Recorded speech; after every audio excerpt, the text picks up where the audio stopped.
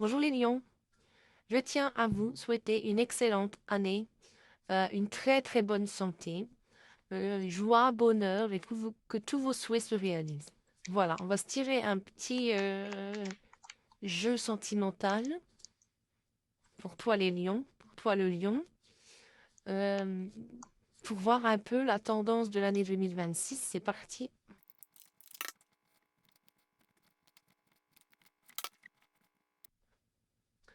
Ce tirage s'adresse aux lions en couple. Donc la ligne 1, c'est ton énergie à toi, lion.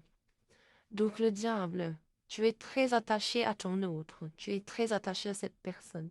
Il y a du désir, une dépendance affective, un lien fort qui te retient, un lien fort magnétique, presque toxique. Avec le 2 d'épée, tu es aussi bloqué. Tu évites de voir une vérité, tu vois cette femme avec les yeux bandés. Tu évites de voir une vérité, tu hésites à prendre une décision. Et le 2 de coupe, pourtant, l'amour est bien réel entre vous. Tu l'aimes. Le lien du cœur existe vraiment.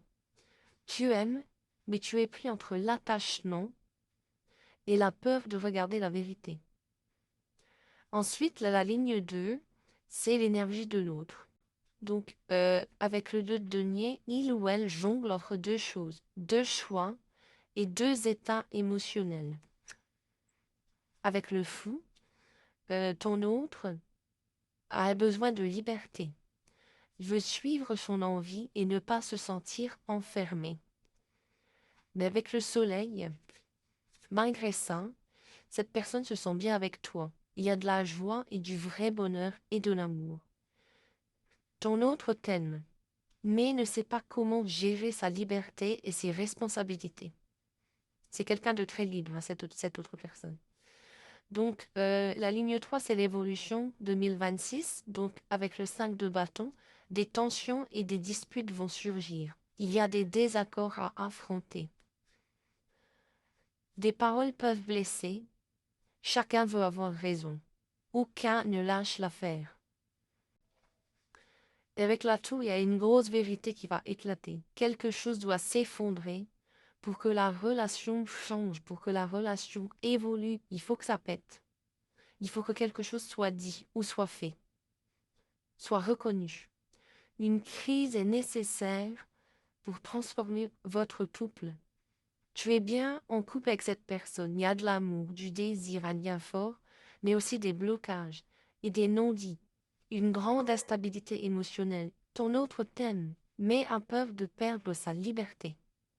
L'avenir montre une grosse remise à zéro. Soit vous vous dites la vérité pour reconstruire plus sainement, soit la relation éclate pour libérer chacun. Voilà. On va tirer quelques cartes complémentaires. Bon, stop. Stop. C'est des excuses.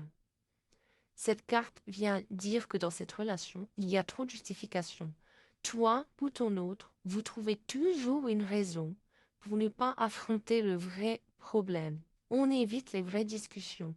On repousse, on explique, mais on n'agit pas. L'univers te dit arrête les excuses et regarde la vérité en face. L'enfant montre une attitude immature dans la relation. Pas dans le sens méchant, mais dans le sens où on fuit les responsabilités émotionnelles. Et c'est là qu'on attend ça, hein. C'est là qu'on attend la tour et l'explosion, hein. Ok?